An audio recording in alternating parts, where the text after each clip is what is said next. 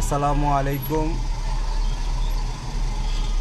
আমরা ঢাকা থেকে আগরতলার উদ্দেশ্যে লং মার্চের রওনা দিয়েছি। হাজার হাজার লাখো লাখো গাড়ি। আমরা গাজীপুর জেলার সাবেক সাধারণ সম্পাদক মাসুদ রানা ভাইয়ের সাথে এই